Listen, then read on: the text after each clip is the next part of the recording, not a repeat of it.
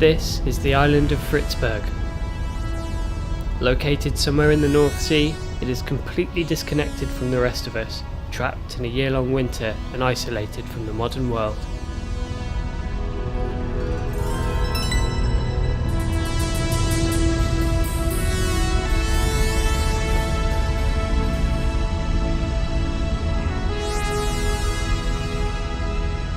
For the last 12 years, glow-in-the-dark and vaguely European migrant Dr. Schultz has been held captive in his lab, forced to harness energy from cows. The power we are dealing with is unimaginable. By linking all of these cows together into one super Earth, we can power a light bulb for 6 whole hours. I'm going to be the most powerful man alive.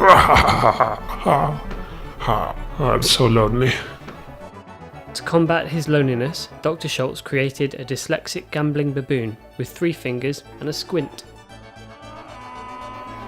He also created a clone known as Transsexual George, who promptly escaped to work on reception at Fritzberg Zoo. Unfortunately, this didn't go well.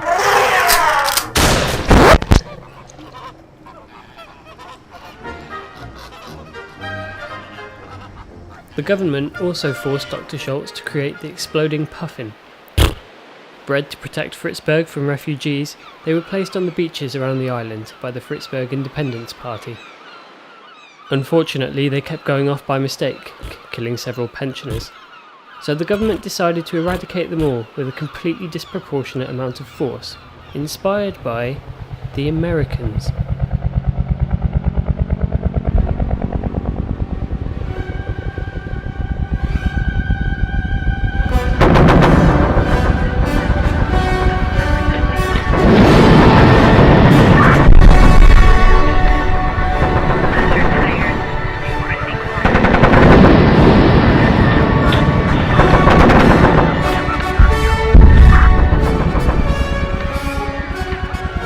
After that unmitigated disaster, the government just electrified the sea instead. As no animals could now leave the island, they all went to live at Fritzberg Zoo. Hello and welcome to Fritzberg Animal Menagerie and Zoo. There are all sorts of rare and wonderful creatures here, including the two-headed badger. It can't move and often stays in one place, starving to death. These fish. They're so completely pointless they don't even have a name. The hungry, fluffy dolphins inhabit the waters around Fritzberg. They eat just about anything, apart from watermelon, naan-bread, Shetland ponies, and bicycle tires. The flying fish are distant relatives of the swimming fish. Unlike their aquatic cousins, they could breathe oxygen, but without legs they had to constantly fly, eventually dying from exhaustion. They are now extinct. It is very rare to see a rugby ball these days, but Fritzberg Zoo has one. Originally from Fritzberg Forest, their numbers have dwindled as they keep being mistaken for a rugby football. The hypnotic golden beetroot. These grow in the back alleys of southern Fritzberg. Don't look into his eyes. Battery farmed hens produce 10 times as many eggs as free range. And capitalism is all about quantity over quality. Lay away, hens, lay away. Fritzberg's national animal is the stick insect. For obvious reasons, they are impossible to identify. This may not even be one. After the electrification of the ocean, whales were housed in a specially built tank here at the zoo. Just look how happy this humpback whale is. The killer sheep guard Fritzberg Palace. They are fed on a diet of out-of-favor bureaucrats. Like dead people, moles live underground and are royally pissed off if discovered. Monitor lizards are incredibly dangerous, especially to older people. One has recently escaped from Fritzberg Zoo and is yet to be located. Please report anything suspicious to the zoo authorities. Smokey the donkey is descended from the first donkey, brought over in the 13th century. He cultivates his own medicinal herbs, dislikes drum and bass after 9 p.m, but is great at playing his village guitar. After being kidnapped, clumsy celebrity Australian Steve Irwin was forced to care for the animals. Truth! What a ripper! This is worse than that time I was swallowed whole by the diesel-powered very Hungarian caterpillar. Or when Addictive Dave shot himself repeatedly with that tranquilizer gun and left me trapped in the lion enclosure. Or when I accidentally buried myself up to my eyeballs in that one-legged carnivorous widgy-madidgy bird cage. What was I thinking?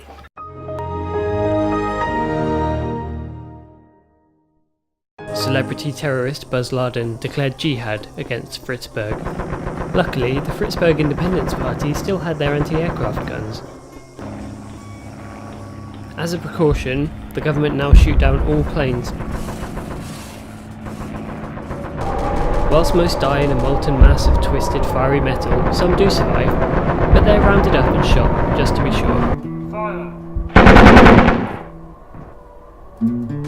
Of course, not all immigrants are bad, and Customs Officer Chief Garner is responsible for ensuring only the right ones get through.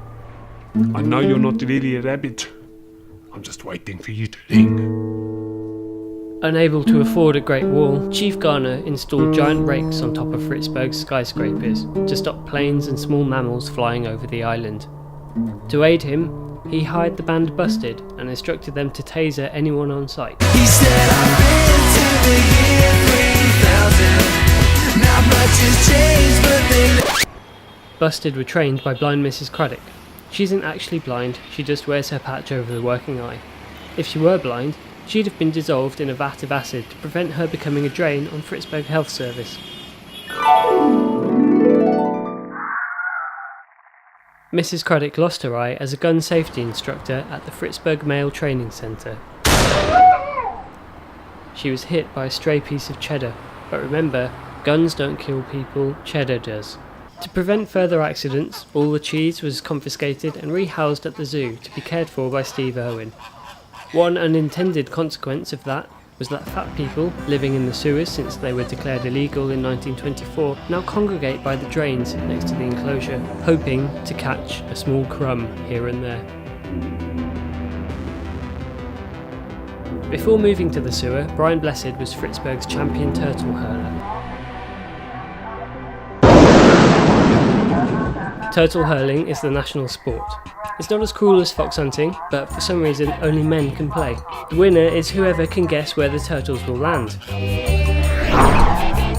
Which could be anywhere, because turtles are strong, independent creatures who don't need no man telling them where to plough into the earth at extreme velocity. The only other sport on Fritzberg was dog racing, but Cerberus, off of Greek mythology, thought they said dog fighting and, well, things got messed up. So they shut the track and turned it into Fritzberg Disabled Nightclub. Hey there, we're the Fritzberg House Band and this is a song about racial equality.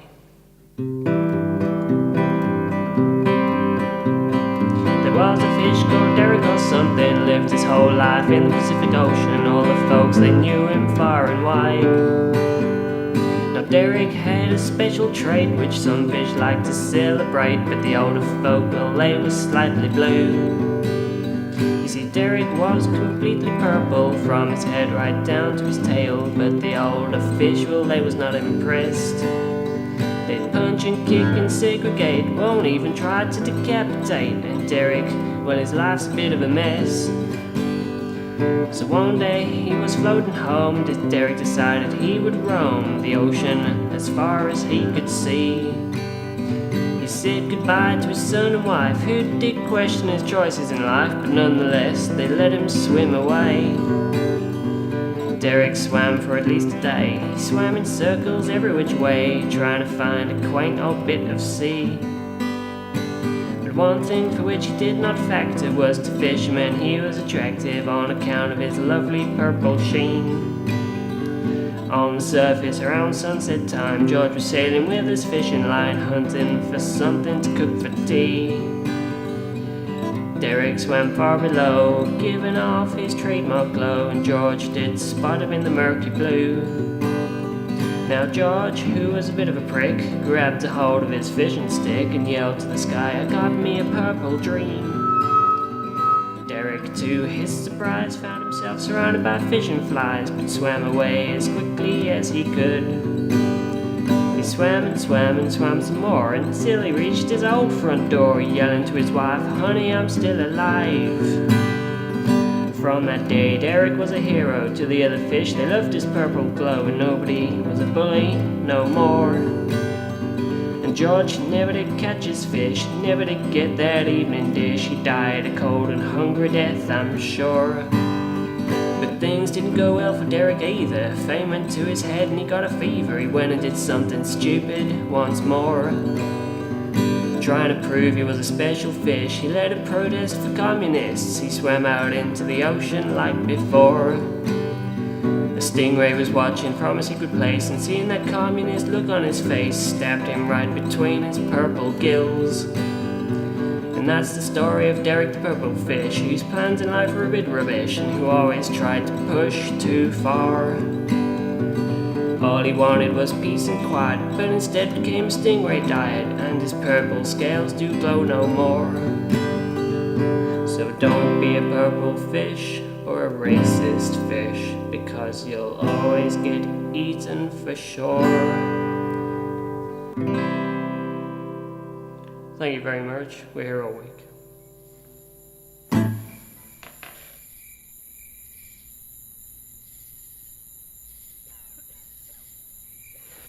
Outside the club, former Prime Minister David Cameron now works as a parking attendant.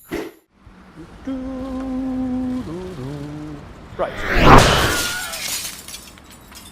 Animal activists tried to stop turtle hurling because it was cruel, but Mr. Garner arrested them and fed them to the hungry fluffy dolphins at Fritzberg Zoo. Had there been survivors, they would have been taken to Fritzberg Infirmary, but that was sold and shut down years ago in a privatisation scheme aimed at cutting costs in the Fritzberg Health Service. Instead, medical care is now provided by the woefully underqualified cocaine addict and private practitioner Mrs. Matron. She can only administer strepsils, but they're laced with cocaine, so that's okay. The cocaine was supplied by chemical terrorist Dr. Bean until he was imprisoned at the Fletcher Memorial Institute, alongside the BFG, George, Bruce the Shark, and an obese Darth Vader impersonator, who also worked as a trade union rep until he hacked the hand off a non-union member's child. Join me, and together we'll rule the galaxy. For an all-out series of strikes against driver-owned operated Star Destroyers. For the most serious offenders, death is the only option. Former children's entertainer Farmer Parks was tortured and electrocuted for luring geese to his cottage, chaining them to the ground, plucking them to death, and then selling their carcasses for backstreet kebab meat. Mr. Garner and Busted rounded Farmer Parks up and administered his punishment accordingly. Later that evening outside the Fritz pub, everyone lit a candle in memory of the geese lost to the abusive Mr. Parks. They gathered round the tree, and after a moment's silence, headed back inside for a pint to get royally pissed and forget about the fact they lived in Fritzberg.